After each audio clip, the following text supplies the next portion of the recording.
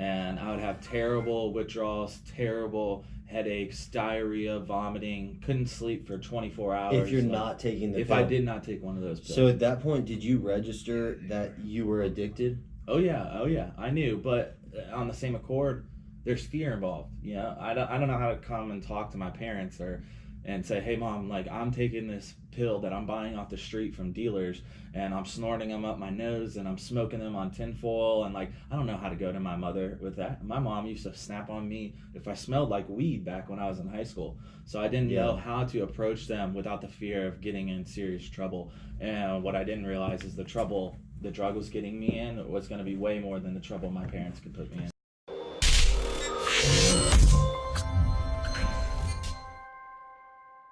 Hello, ladies and gentlemen, and welcome to the Hustle Up podcast, dedicated to all the movers and shakers out there working past a traditional 40-hour work week to create that life by design and stop living life on default. My name is Clint Crow. Jonathan Hessing. And today we are excited to present Ryan Gallardo. Ryan's got an incredible story and an incredible journey, and we're just going to dig into it. Yeah, let's get What's to up, it. guys? Thank you for having me. Thank you for coming, man. Appreciate it. Thank you. Appreciate I'm excited for this one because this is a little bit of a deviation from our usual conversations.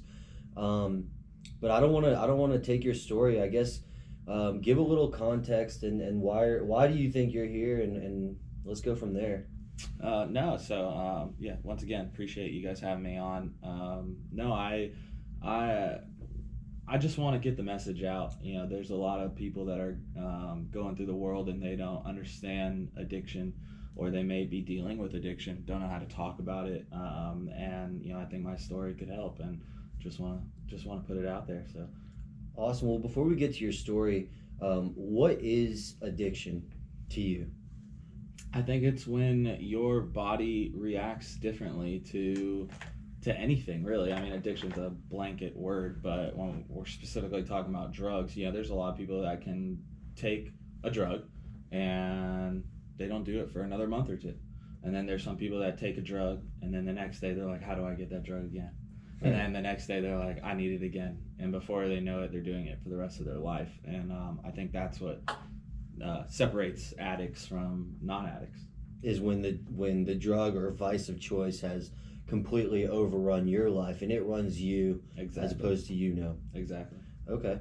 So, well, with that being said, what is your story? Let's just stop there. And if you don't mind, Clint and I will just interject at pieces and ask questions. So if we interject, it's not out of rudeness, it's just out of interest, and let's dig in on those details and then circle back to. Yeah, absolutely. So, I played baseball when I was younger. Baseball was my drive, my passion, everything. Still do it to this day. And was working really hard and went through college, ended up going to the University of Tennessee where I was a catcher. And while I was there, I actually experienced knee pain, which mostly all athletes will experience some type of joint pain in their life. And well, I imagine you're in that crouching position for how many hours a day? I mean, 4 or 5. Not specifically in the position, but going up and down for at leleast 4 or 5 hours a day, hands down. And that's a short day. Sometimes 2 games in a day, sometimes 3 games in a day when you have big tournaments, and it's a lot on your body. So I had a good friend of mine, and his brothers played football at University of Alabama, and they were big linemen, like 7 feet tall linemen. And they said, oh, your knees are hurting, just take this. And I was so naive. I had smoked some pot back when I was in high school, but just a normal kid for the most part. How old are you? Are you a freshman at this point? I was a freshman in college, 18. And at University of Tennessee? At University of Tennessee. And he ends up just giving me a pill, and I was like, what is this? He's like, oh, it's a painkiller, like it will kill your pain. I'm like, okay. I just had never been educated about it. I've been educated about crack, meth, cocaine, heroin, like just never thought anything a doctor. What they teach you in health classes in school. Exactly. Yeah. And never thought anything that a doctor gave me or gave him could turn out to be something terrible. So I took it just like with a glass of water, and before I knew it, I was taking one of those pills every day, and then 1 turned to 2, and then 2 turned to 3, and 3 turned to 4. What is this pill specifically? This is oxycodone 30 milligrams. Yeah. Or on the street known as Roxy's to some people. Yeah. And Spades, Roxy's. Yeah. And so I was taking about $300 a day, and my life just went downhill from there. $300 worth of pills a day. $300. So each pill is $30 on the street, because they're extremely hard to get, because it is a prescription. You need a doctor's signature. So somebody is getting a script and then reselling. Yes. Yeah. Yes. And there was no stopping. So I would have gone past $300 a day. $300 would be roughly around 12 pills, 10 pills, because you do get discounts as you buy more. But how quickly did it take you to ramp up from that pill a day to 10 plus a day? I'd probably say a little less than a year, maybe 9 months. Yeah. Because I know I sped through that, but yeah, I would say I was going up a pill every 3 weeks to a month, if that, maybe even more. And you were still doing at least one pill every single day. Oh yeah, I couldn't go 4 hours. Every 4 hours I could look at my clock, and hold on. No, keep going. Keep going. So every 4 hours I could look at my clock and know I was about to get sick, and I would have terrible withdrawals, terrible headaches, diarrhea, vomiting. Couldn't sleep for 24 hours. If you're not taking the If pill. I did not take one of those pills. So at that point, did you register that you were addicted? Oh yeah, I knew, but on the same accord, there's fear involved. I don't know how to come and talk to my parents and say, hey mom, like I'm taking this pill that I'm buying off the street from dealers, and I'm snorting them up my nose, and I'm smoking them on tinfoil, and like I don't know how to go to my mother with that. My mom used to snap on me if I smelled like weed back when I was in high school, so I didn't know how to approach them without the fear of getting in serious trouble. And what I didn't realize is the trouble the drug was getting me in was going to be way more than the trouble my parents could put me in. So would you say that maybe it would be fair to conclude that your addiction only got worse because you felt you had no one to talk to about it? Yeah, and I was also an extreme addict, and opiates. I can't speak on any other addictions, like I don't have an addiction to alcohol or something like that, but opiate addiction specifically will alter your brain, and like literally will tell you, don't tell your mom, don't tell your dad, don't tell anybody, because then you can't get me. Mm-hmm. They're gonna take me away from you, and you kind of have a love-hate relationship for the drug. I kind of explained it as like Gollum from Lord of the Rings. He looks in the mirror and he's like, no, not the ring, like Smeagol, no, and he's like a good guy, and he knows what he's supposed to do, but the bad guy was so overpowerful that it made him do it out of fear and out of mental manipulation. So no, that makes sense, and I feel like we all have that internal dialogue of that. Is it Gollum and Smeagol? I haven't seen the movie, but that's right. Like the same person. It's that split personality. Can we pause for a second and say you haven't seen Lord of the Rings yet? I do. I've seen the first one a long time ago. I also have never seen a Harry Potter, and I've never seen. Forget about Harry Potter. There's a lot of big Star Wars. There's a lot of big franchises I haven't seen. Yeah, I'm not a Star Wars fan, but Lord of the Rings. Yeah. I'll get caught up. But everyone's got that split personality, and it's like addiction to any kind of vice, but more so drugs that chemically alter your brain gives more power to. Which one's the bad one? Well, I was just Gollum is his name. I don't know what the Smeagol and Gollum. Gollum's the bad one. Gollum's the bad one, right? Okay, so the addiction just powers Gollum more, right? Right. And actually, if you haven't watched the video, but Clint has, or the movie, Smeagol was a normal man and good fisherman, and he was another hobbit, and he actually finds the ring at the bottom of a pond that he was fishing, and retrieves it and puts it on his finger. And when you meet or you're introduced to Gollum, he's a crippled old creature, looks disgusting. Right. And then I think it's the second or third movie, it shows you the story of how Smeagol became Gollum. So it was like he got the addiction, the drug, which is the ring, and it literally took this awesome man and crippled him into this nasty creature that they couldn't trust. Interesting. I've never obviously seen the movie, but I've never heard that correlation being made. Just like a dope fiend. Yeah. So let's bring it back to your story. So you're doing more. You're knowing you're headed down the path of addiction. Yeah. You have, and boom, link right here to a Tom Bilyeu podcast, Impact Theory, that I heard earlier today or yesterday, where they talk about when you speak something, it's losing control of you. So if you speak something out loud and you talk to someone or just speak it into existence, it gets out of your internal dialogue and no longer has control over you. That's huge. I've also heard, like, if you're battling with your internal dialogue on something, giving a name to your emotions or your addiction or your struggle, if you can place a name on that and then speak it into existence, like, that's the first step of fighting said issue. And it could be addiction, it could be a number of things, but speaking it into existence and giving it a name being two of those fighting factors. Absolutely. Identifying the problem is essentially what. Yeah, you can't fight the problem if you don't know what it is. Exactly. Yeah, it's like for all those who can't see, I got my hand over my eyes right now, pretending to throw a dart at a board. Yeah, that's what it is. Open your eyes, identify it, and what we're learning from your story is don't be vulnerable and talk to someone you feel safe with. Even if you need to go see some kind of therapy or someone, there should be that dialogue, because you can break the spell that internal dialogue has on your brain. See, but it's a lot easier said than done. Absolutely. The first step in AA's 12 steps is admit that you are powerless over your addiction. So like, that's step number 1 for a reason. It's because it's the hardest one for people to do. For the longest of times, I used to always say, I don't have a problem. I don't have a problem. It's not a problem. I was selling cars, making money. I could pay for it. Until eventually I was pawning shit or stealing shit to pay for my addiction. I'm sorry, can I curse on? Yeah. Feel free. And it was too late. And by then, my brain was already altered. And that's when it becomes... Like chemically altered. Oh, physically. Yeah. Physically altered. You could cut my head open and watch my brain and watch the opiate receptor growing and watch other receptors start to die.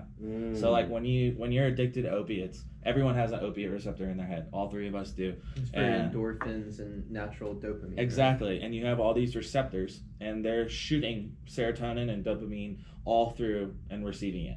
Well, then once you take an opiate, it starts getting stronger and stronger and stronger, the opiate receptor specifically. Your reward center is growing. Yes, and it needs more dopamine, more serotonin, and what happens is, like, I used to love to work out. Nope. Don't get that runner's high from working out, or that good feeling of endorphins. Don't get it anymore. Sex, don't want to have it anymore.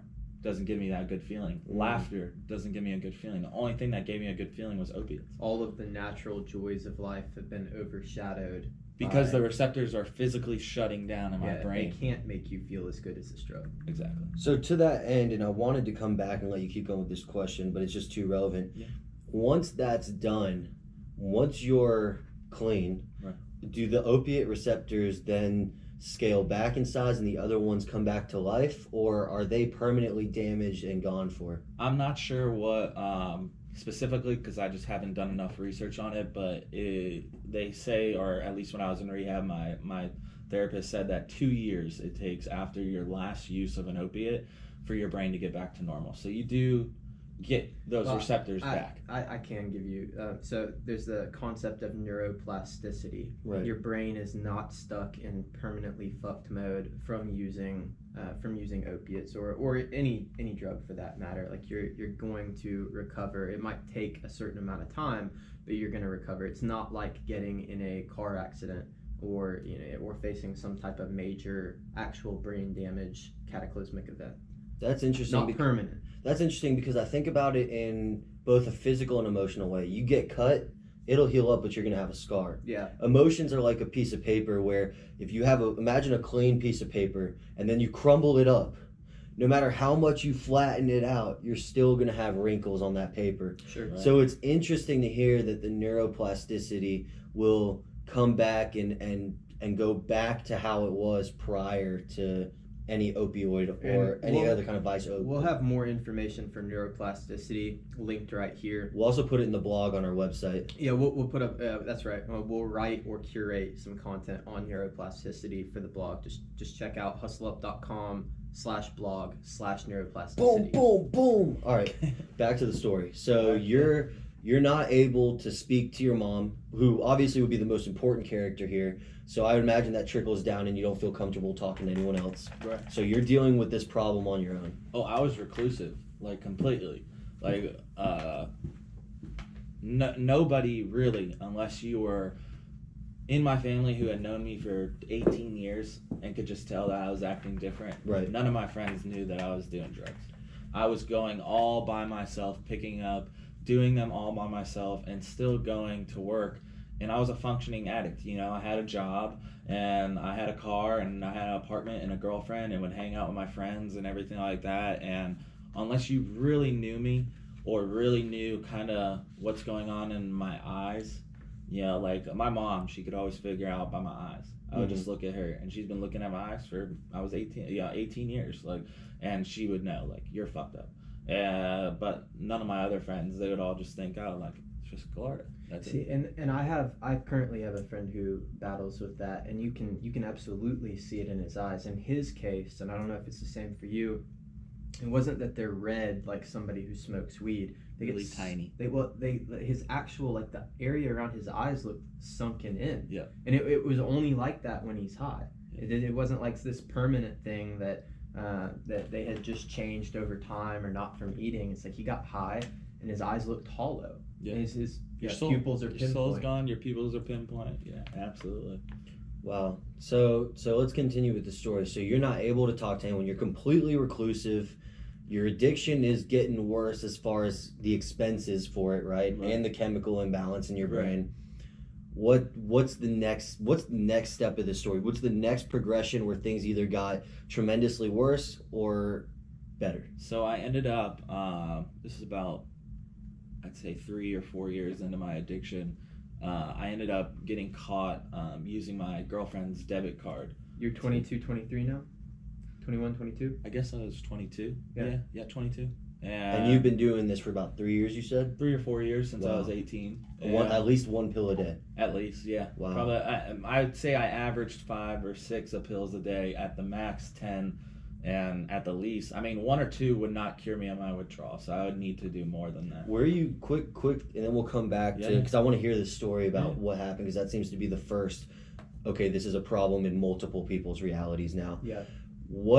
How are you getting the money to spend this? Where's that coming from? Because you're playing college baseball. Are you still playing college baseball at this point? No, I'm not. Okay. My addiction at this point had driven me out of college baseball.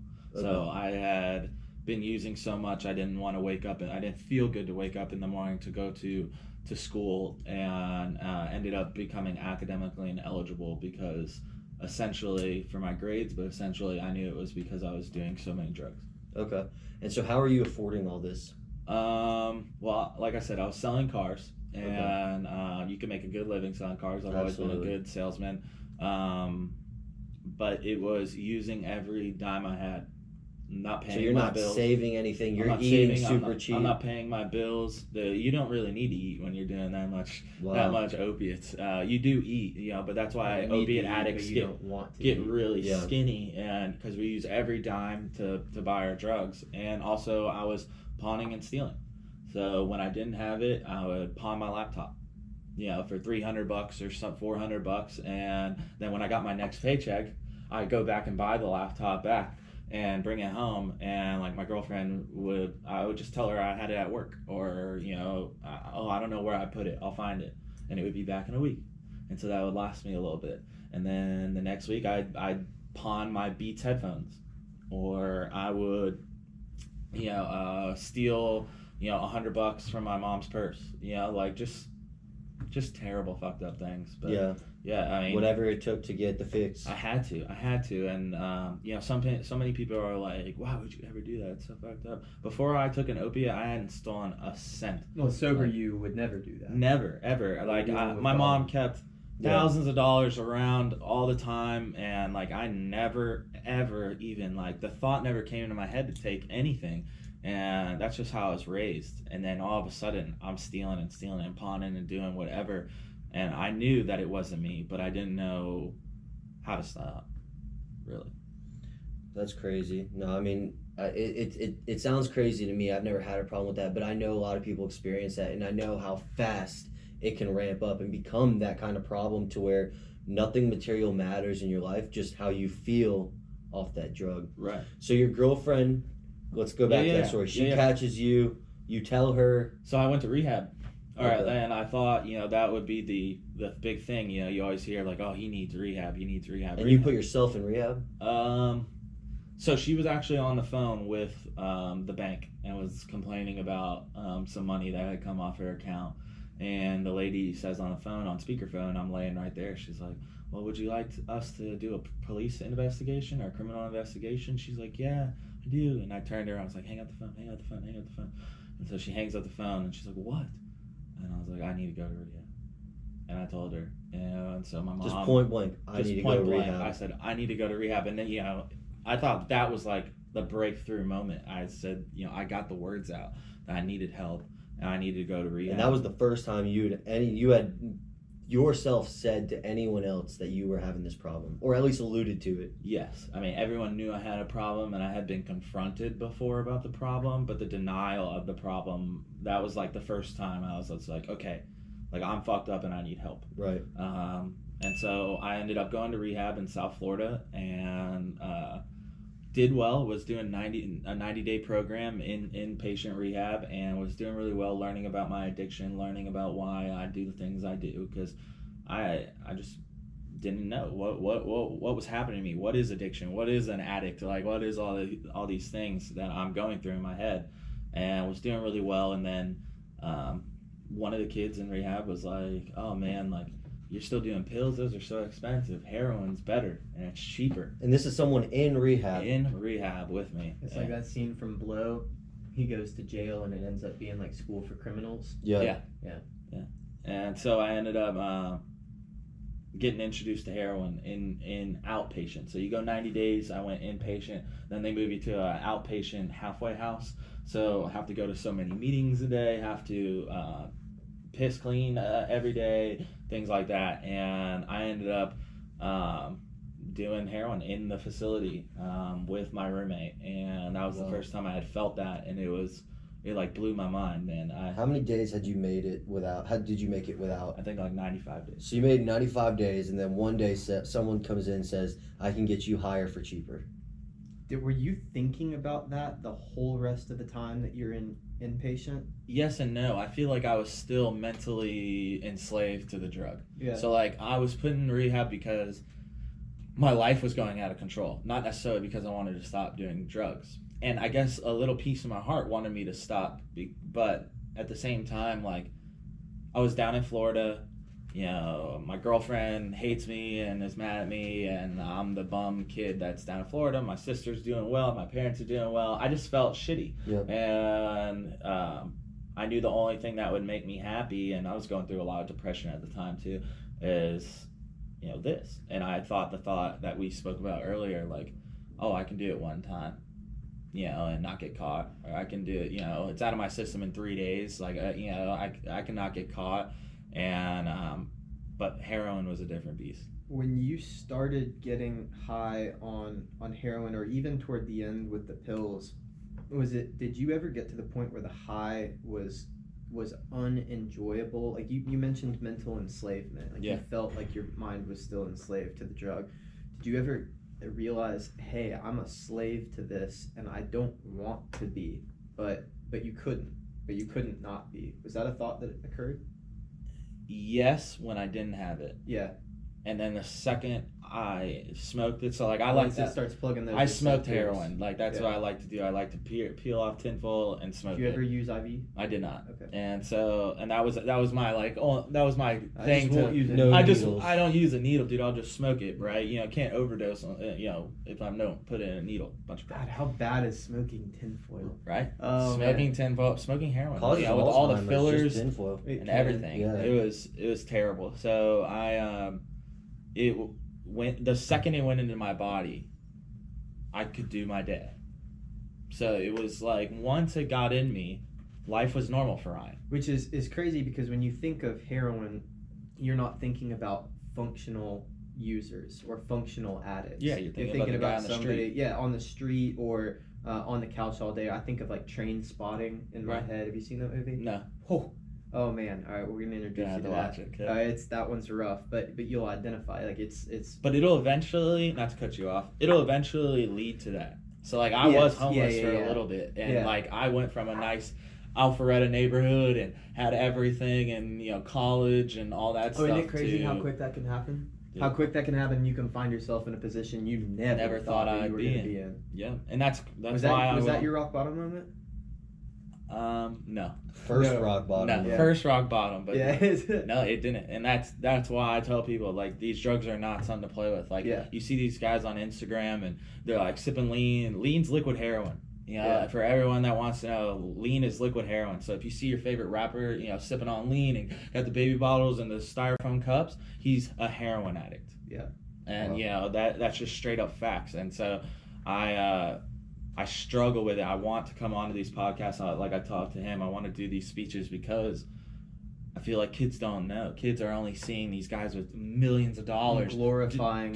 pop a pill, pop a Right. beam, you know, all this stuff, and they're like, and I'm like, you're not them, and what you're seeing may not be them either. Yeah. You know, they have the money and the people around them to enable them to show you the facade that they want to show you, but you don't see the thousands of dollars they're spending every day for lean and, you know, the trouble they're going in and the addiction and the cold sweats. Like, I want to tell everybody the real. And projecting a life of pleasure and opulence. They might not even be actually drinking the lean. Right. It's just right. part of the image. Absolutely. So you're now doing heroin because this guy has come to you in rehab and says, I can get you higher, if not equally as high, for what, a quarter of the price, half the price? I mean, it was $30 a pill, and I could get a bag of heroin for $25, almost the same price, but it would last me longer. Got you. So now you're okay, but you said at the height you were doing 10 pills a day. Yes. So $300 a day versus $25 a day. No, not 25 a day. I would probably say I was spending $50 a day in the height of my heroin. It's still compared to the price. $300. Yeah. Because it's made in a house, not made in a pharmacy where someone's got to go illegally to a doctor. They got to write prescriptions. They got to make it all behind the scenes of the feds. Heroin's just straight in a house. How difficult is it to manufacture heroin? Not difficult at all. Yeah. No, I mean, it is booming, and that's why there's an opiate epidemic, and people are starting to see that I compare it, and this is a wide comparison, to coffee. Okay, so everyone goes to Starbucks every day and loves to get their coffee, but there's a lot of people that like cannot go without getting their coffee. Mm-hmm. Well, like, they're brilliant entrepreneurs, so they started this Starbucks and marketing and all that stuff to get people their coffee, something that they love and need every day, and they know, like, hey, if this person drinks this every day, like, they're gonna need it. And so it's the same thing with heroin. You got some brilliant business minds in the hood trapping, and they know that you are extremely addicted to this drug and are gonna keep coming back forever and ever and ever. And so they're just capitalizing on it, and people are seeing it like, hey, we're gonna capitalize on this. It's a negative. Drug dealers, and particularly like these brilliant business minds that you're thinking of, are some of the most innovative entrepreneurs on the planet. It's that pure entrepreneurship. It's just the negative side of it, right? Like it's not there's no positive impact to the world. It's not them trying to solve a good problem. When they're looking at, you know, one of the first questions you ask is, what problem am I solving? Right. Problem that they're solving is people need this drug and they're going to find it somewhere, so I might as well be the one to make money off short-term stimulation. Yeah, short-term stimulation. Yeah. And so you're doing this now, right? And you're still in rehab, or what are we at with this? So they ended up coming in one day for random searches, and I had, I guess, some heroin baggies in my my short pocket in the laundry. At school? In heroin. Yeah. In rehab. And so they're checking your pockets of all the pants that you have and everything. Well, any nook and cranny you could hide something. They're thorough. They had known that this was going on for a couple weeks. Why didn't they just test you? They did, but I can't remember what happened with the test. I can't. It's been a while. I can't remember how we got through the test, but we did somehow. And they came in and they were like, "Hey, we saw both of you get out of the car yesterday. Extremely messed up. We had multiple people that were in the house that said your eyes were pinned. You know, we're gonna do a search of your room." And so they searched it and they found it in my pockets in my laundry hamper. And I got kicked out, and they said, hey, you can go to detox or you can leave.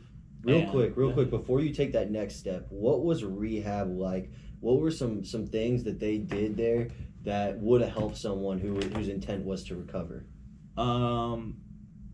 Teaching you about your addiction was a huge thing for me. Understanding why I have a disease.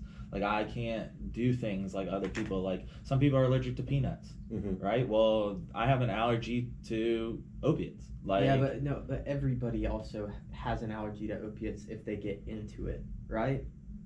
I don't know. I've met some people that can do a Roxy one night, and then they do another one 3 weeks later, and then they don't do one for months, and then they do another one. Or like my father, when he goes to the dentist, he took some for his wisdom teeth, and it made him sick.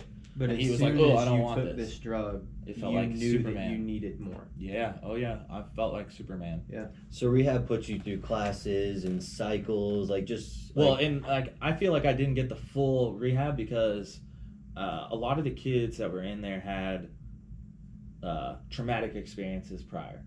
And that was their route. They had to figure that out through the psychologists and psychiatrists. Which are provided to you in the rehab? Yes. Okay. And that was their route to get that out so they can fix this. Right. I had no prior experience. Like, I was a mistake. I was just randomly given a drug that I was not educated about and was told that it was nothing big. And was just taking it like a vitamin. Like, I wasn't snorting it before. I was literally putting it in my mouth and drinking it with a glass of water in the morning. Wow. And then all of a sudden I need 2 vitamins. Yes. Yeah. And so it was I wasn't educated, and I feel like I got a ton of education on my addiction, but I didn't have anything like to find out the baseline of why I did it. So yeah, no, that makes sense.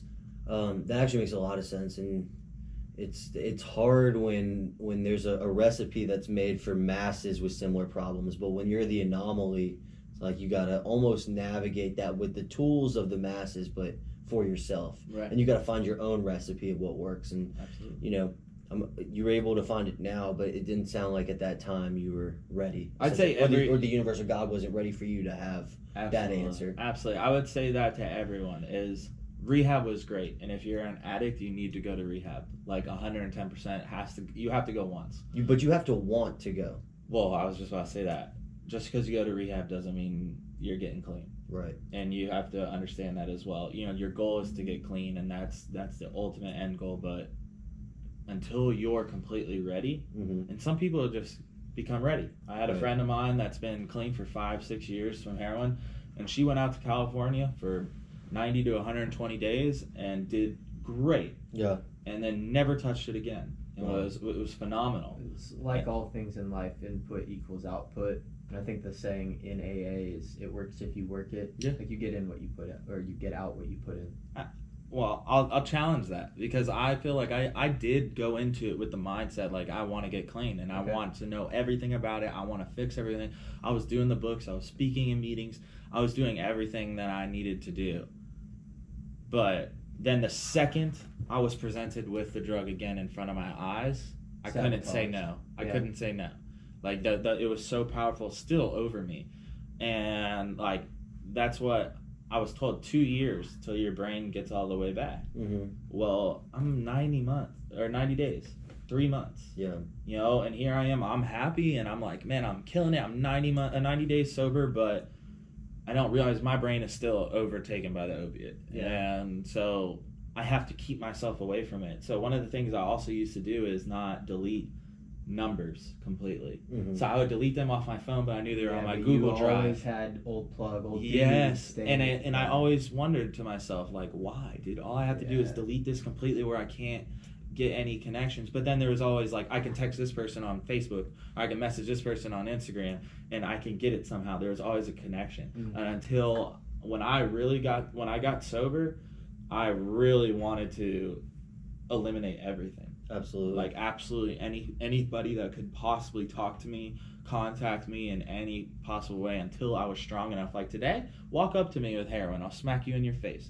Like, but how much time do you have now? I get 2 years next month. April 9th is my second year. Congratulations, bro. That's awesome.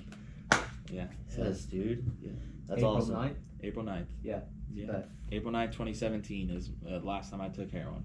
Wow. So yeah, it's been an awesome 2 years, and I tell people if I can do what I've done in 2 years, give me 20.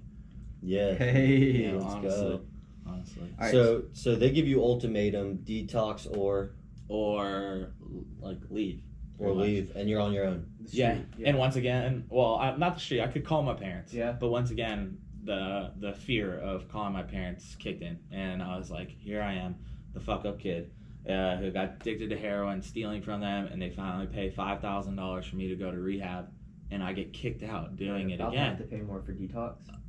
Yeah. Yeah. And so I said detox. Right, and I was just gonna make up a bullshit excuse that they made me go to detox or this, whatever. See if I can get away with it. You know, the addict mindset. And 2 days into detox, I meet a kid in there, and he's like, "Dude, I have a guy that can give us $10,000 or whatever, just stupid crap." And I went with it, and he was like, "We just got to get out of here." So I went up to the director, and I was like, "I want an AMA, which is against medical advice to leave the detox." And he was like, "Well, you know, we're going to have to get some signatures done." And it was just putting it off.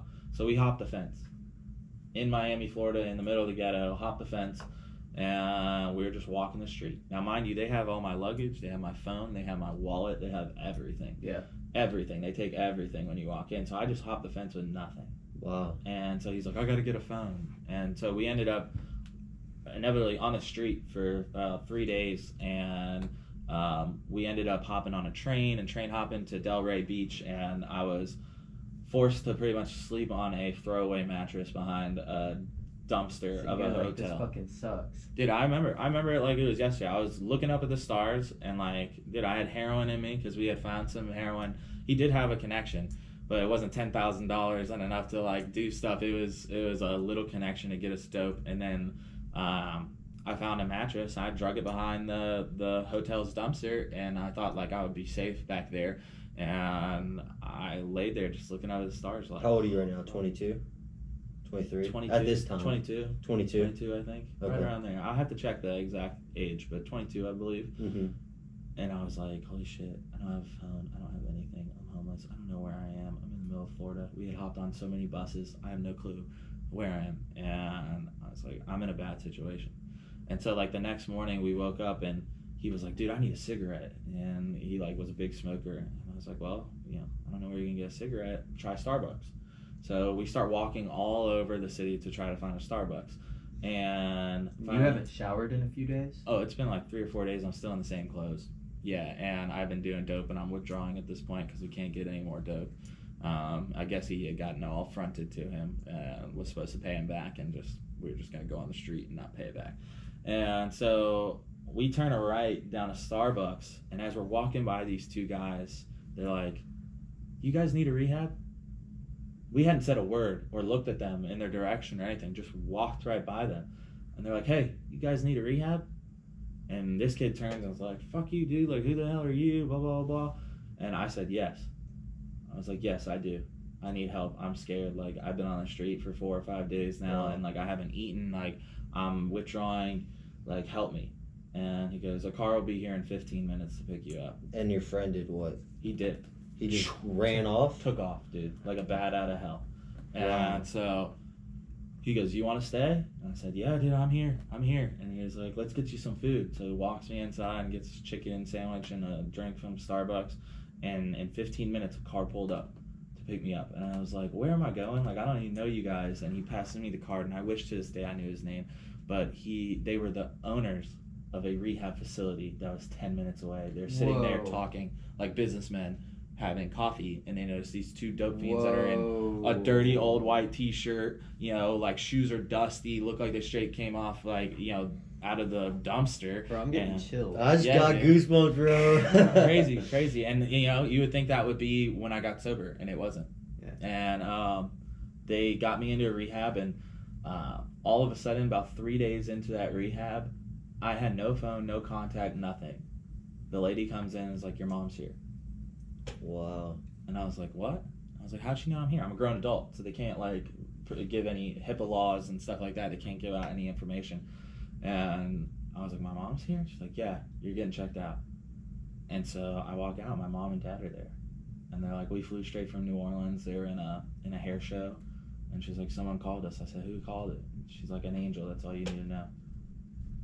And to this day, I still don't know who called. But anyways, get back to Atlanta. Wow, that's crazy. But do you think it was somebody there, or?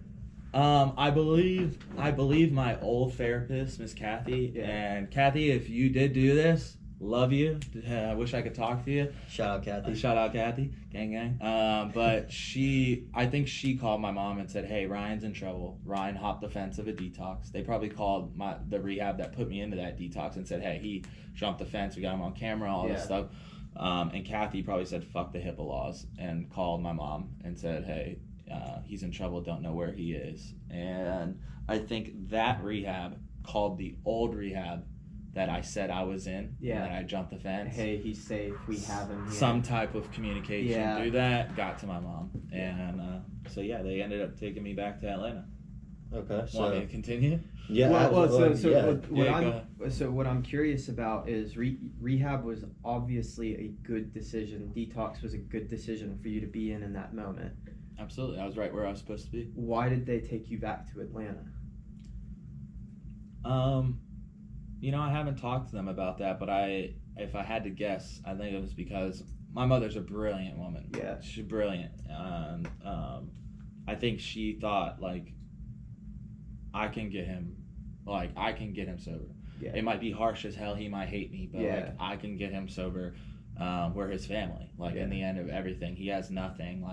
It's his family that's gonna get him out of this, and we're gonna support. And she had a brother and sister who have battled with addiction. So I think that was it. So pretty much she took me back to Atlanta and locked me in a room and made me get on Suboxone, which is it's an opiate taper, and was able to taper off the Suboxone and start over clean again. And real quick, what was that? Charlie Bird Parker stuff.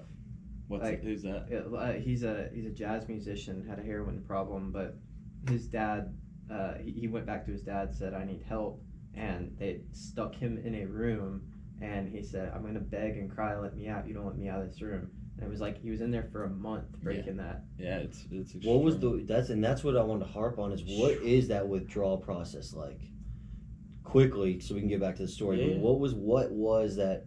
What are the physical, mental, and emotional things that you experienced going through that withdrawal, and how long did that last? So for me, the first thing is the thought. You automatically know, because you've experienced it before, what's going to happen. So the thoughts start kicking in, which starts to create an anxiety within you to get the drug. And then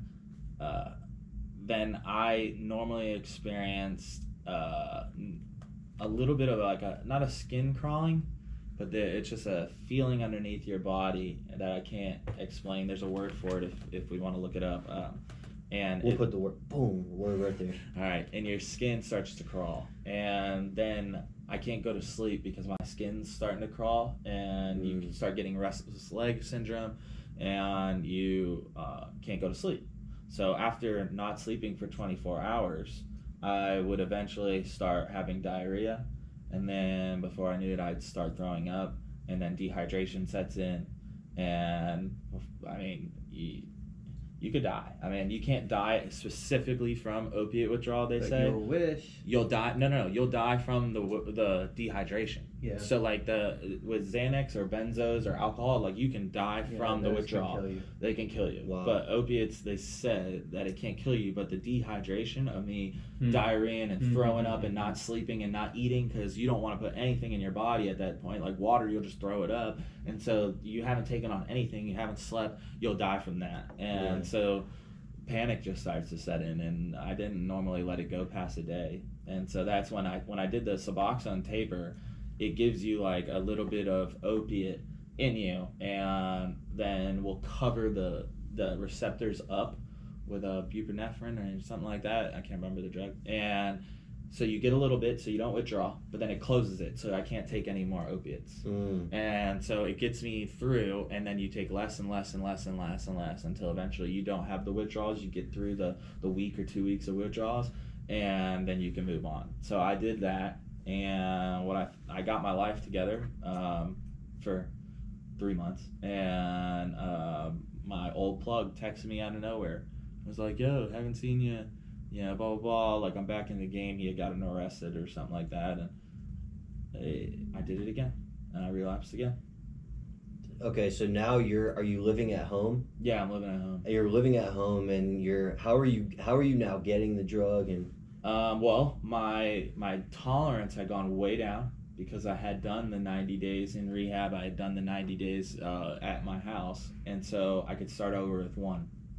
So now it's $30, or I could take one pill, because I didn't immediately go back to heroin. Like, I did it in Florida, but I didn't know how to get a hold of it in Georgia. So I went back to my pill dealer, and I would do one. And then, eventually, lead on, he ends up switching from a pill dealer to a heroin dealer. And he's like, hey, I don't have any. He used to say blueberries or milk. So, like, blueberries, the blue pills of Oxy, or milk, like the white heroin. Yes. So he'd be like, yo, like, I don't have any blueberries, but I got milk. And so I'd be like, all right, well, give me milk. And then I asked him one day, I was like, where do you get this? He goes, I go down to the Bluff and pick it up. I was like, what's the Bluff?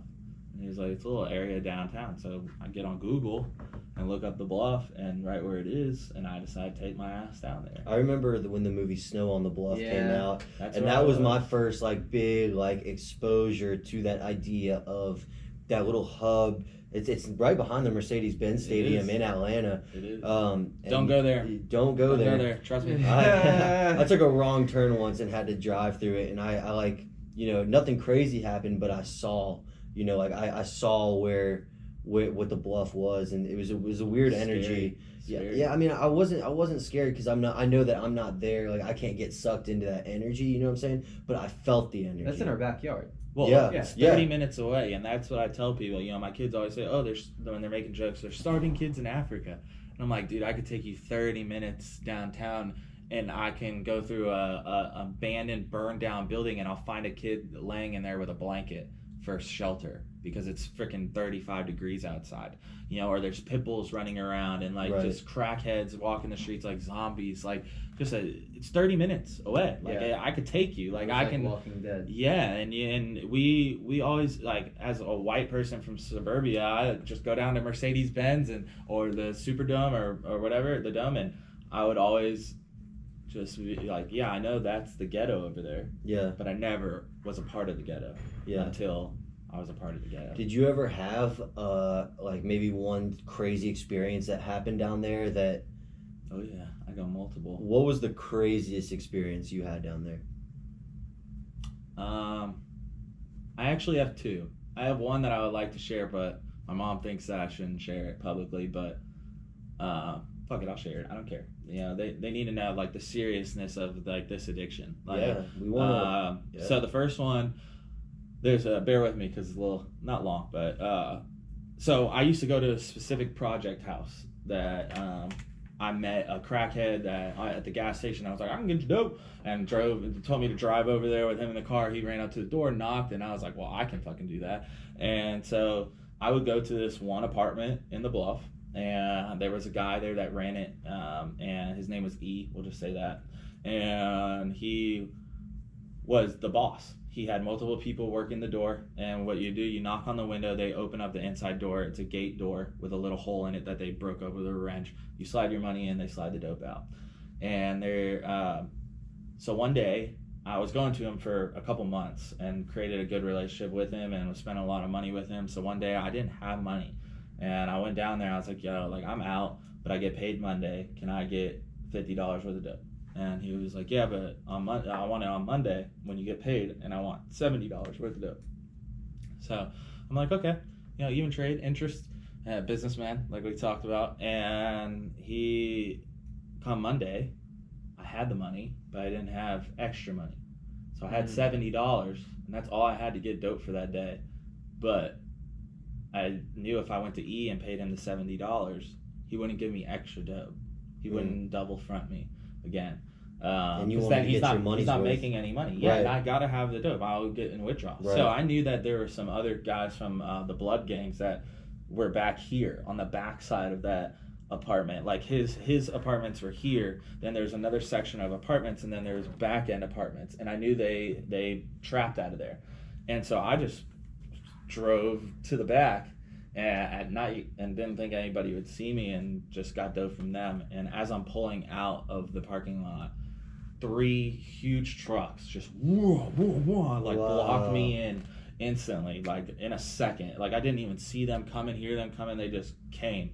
And they all hop out, like 8 guys deep. And this guy George, and you're by yourself. I'm by myself, and at night in the bluff in your car, just and getting ready to leave, and 3 big trucks with 8 guys pull up and just and block me and pull, like block me the fuck in. And George comes up with a gun and he taps the butt of the gun on the glass. That's George. So one of his thugs. Gotcha. And he's like, bro, you better open this door. You're gonna get seriously hurt. And he's like, where's our money, man? You playing games.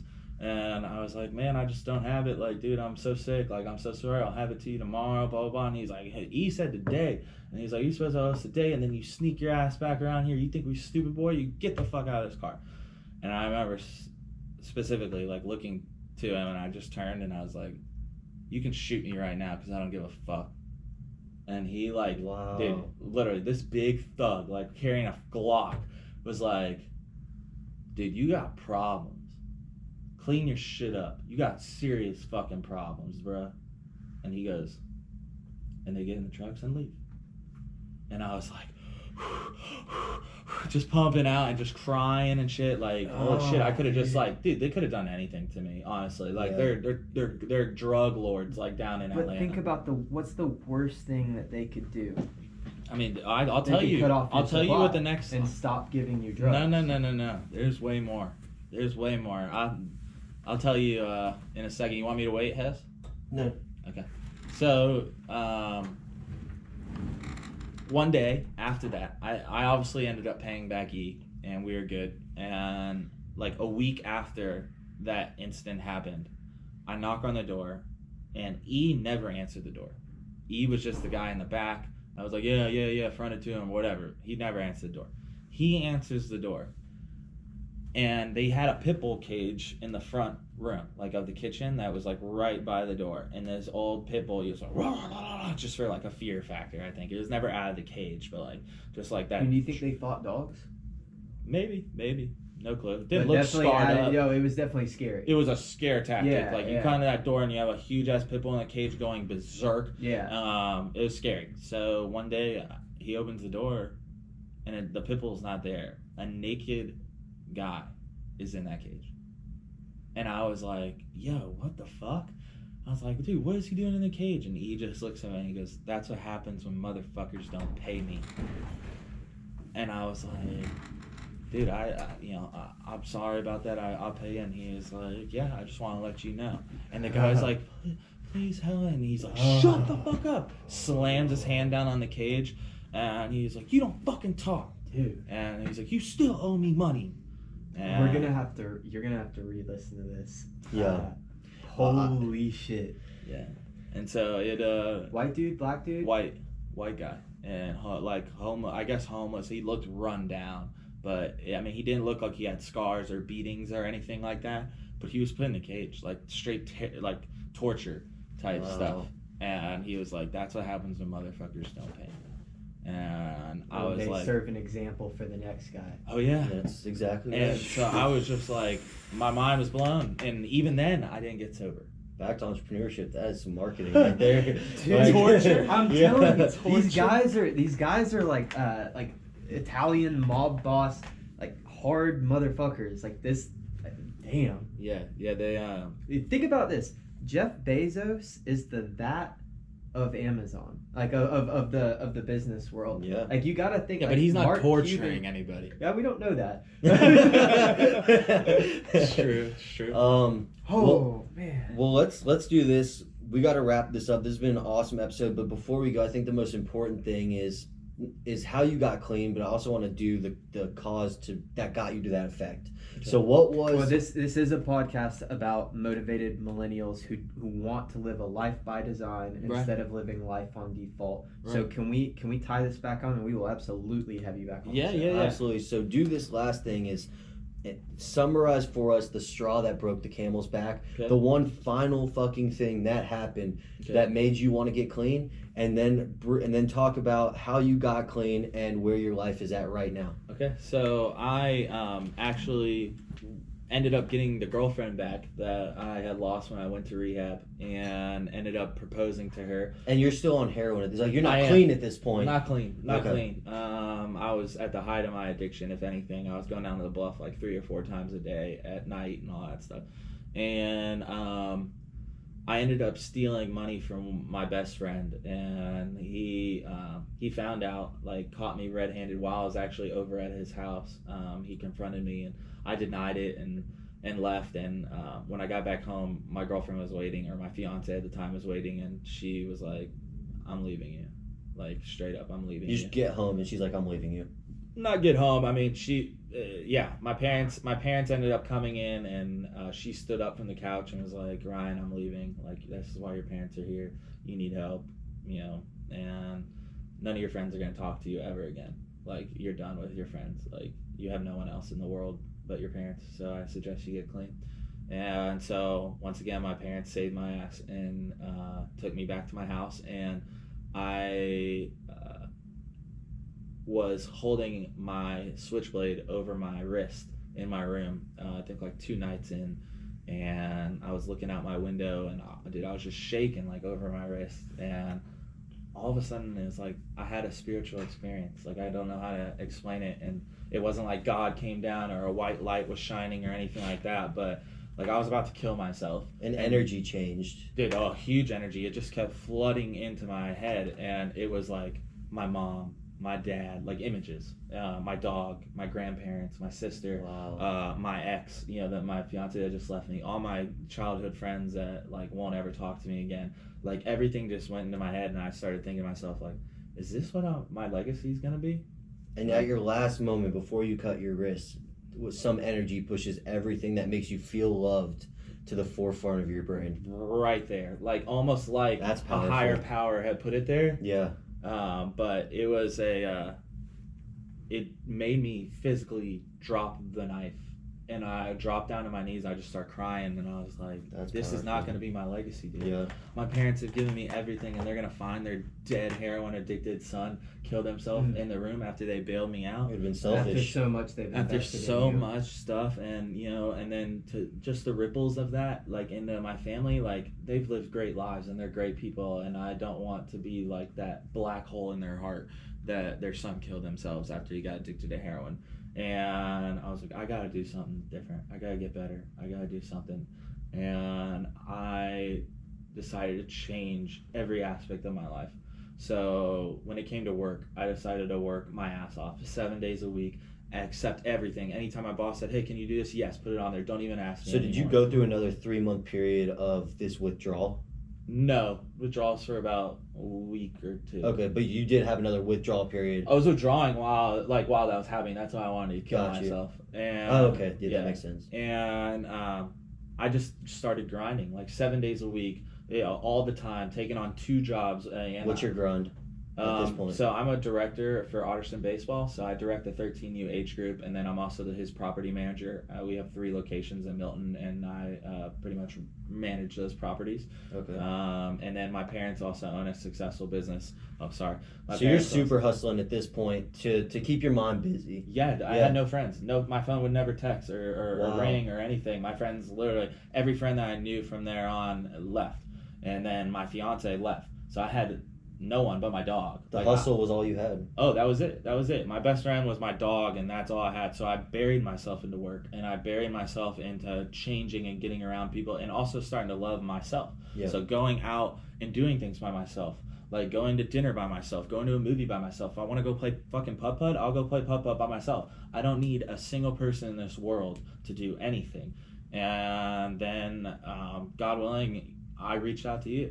Yeah. And I've told you this plenty of times that you helped me, because I think I was only about 5 or 6 months sober when we first connected. And, oh wow. And you know, you put that positivity and that drive and that, you know, hustle into me. Like, you got to hustle up. And I saw how you were doing it and how you said, I'm not going to go with what society says to do.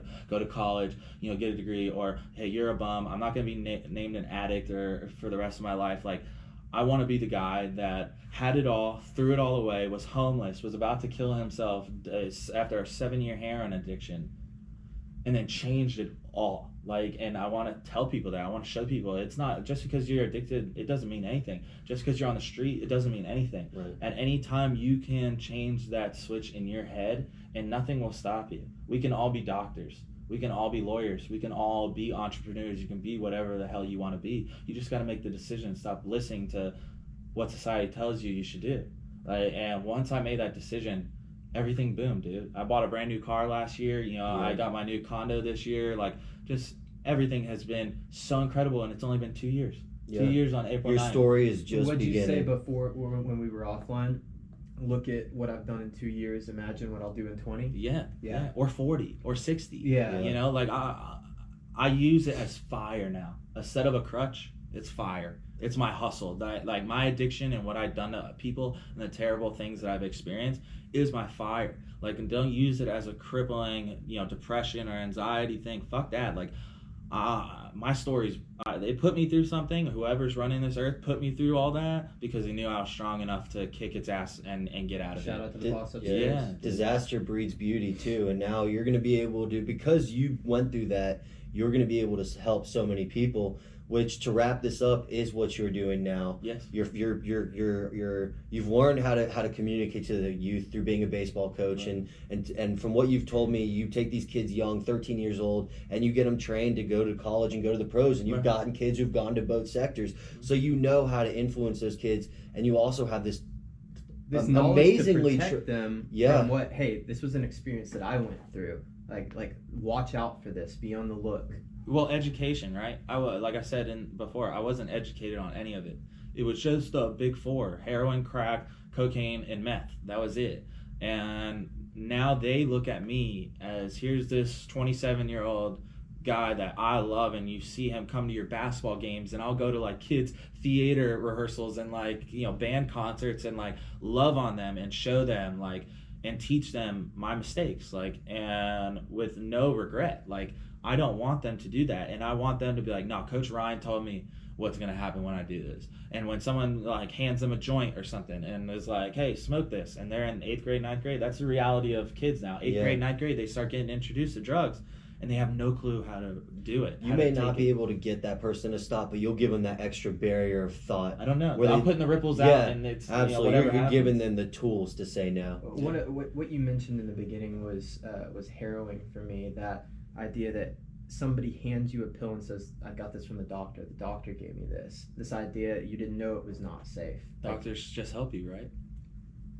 So let's this is amazing, and you had to go through there's a bit of an oxymoron to say, but an amazingly traumatic experience because of it was tough at the time, but now the fruits of those labors are going to really be spread and really going to drive humanity forward, because I think we do need to wean people off these drugs, and especially now with fentanyl coming around, it's making things infinitely more deadly, right? Opiates are the number one. Like flies. Opiates are the number one cause of death in the world today, combined above car crashes and alcohol combined. Car crashes and alcohol combined. Heart disease?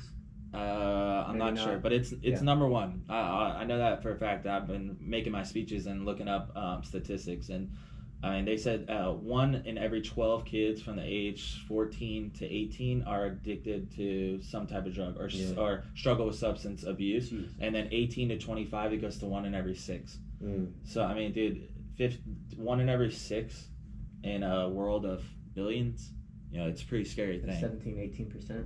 And those are young ages, 18, 25. Yeah. You're killing your whole entire future life. Like, and then 14 to 18, like, it's a problem that needs to be talked about. So that's what I'm trying to do. Absolutely. So what are 3 things that you could, tell someone or advise someone who is going through an addiction problem or struggling with addiction right now?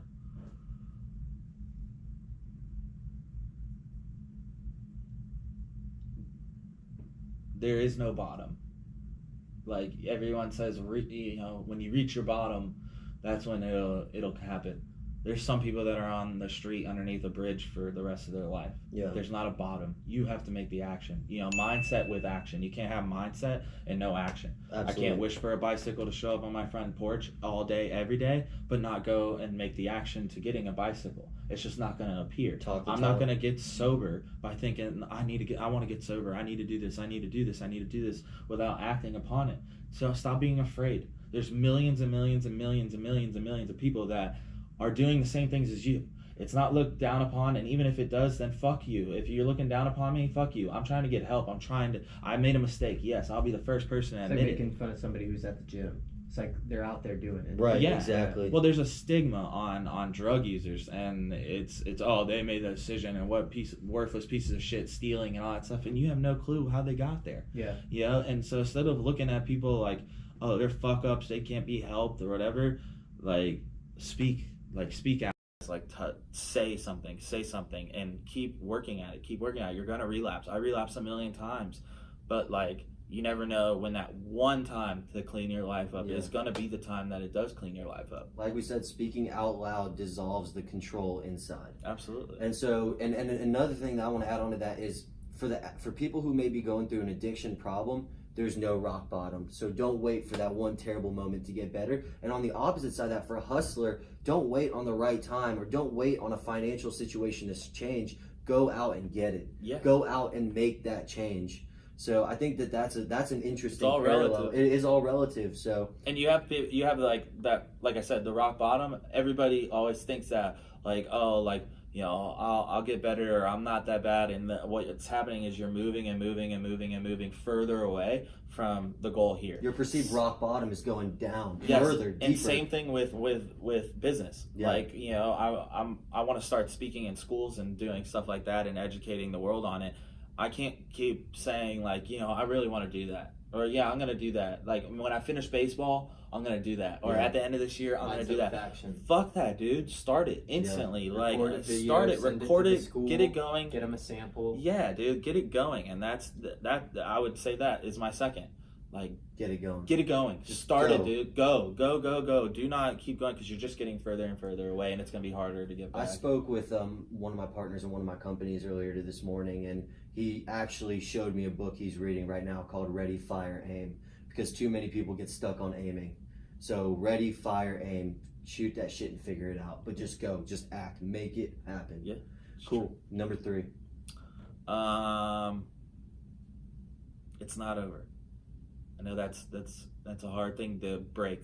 Some right. people think, I have 2 felonies, I can't get a job, Yeah. I'm homeless, my family doesn't talk to me anymore, I don't have any friends. That doesn't mean anything, dude. I'm not gonna have that victim mentality. Nope. You can do what is in my power to take action today. Yeah. Well, there's plenty of people that were on the streets and that were addicted, major, and they're successful now.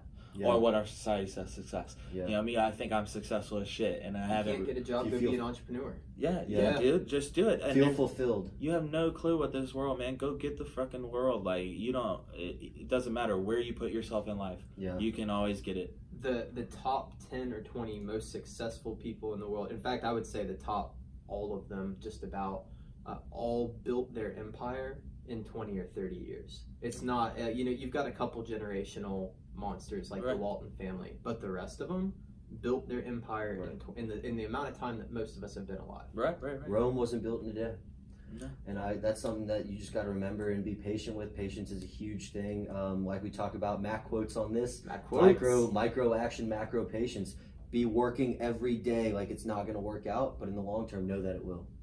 Awesome. Well, thank you so much for being on this, brother. This was awesome again. I am fired up over this, dude. This is amazing. I couldn't be more proud to call you a friend and happy for the direction you're going. Thank you. I've seen what narcotics can do to people. I have firsthand experience dealing with someone very close to my life with it. So to see you turn around and the things you're doing now is absolutely incredible. And if people want to follow your story, how do they do that? How can they get in touch with you?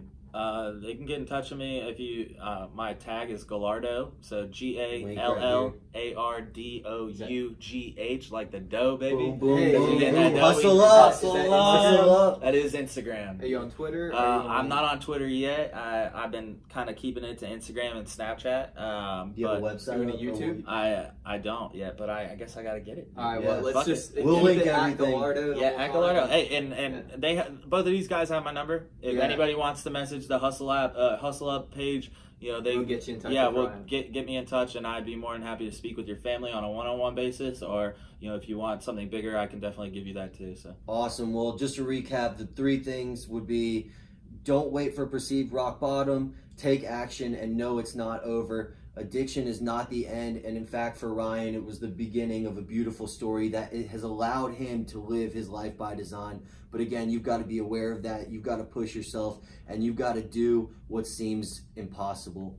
And that's such an amazing story and testament to the people that we want to have on here, the information we want to get out. We are the media mastermind, and any way we can help anyone is what we want to do, because we don't want to be the hero of your story. We want to help you be the hero of your own.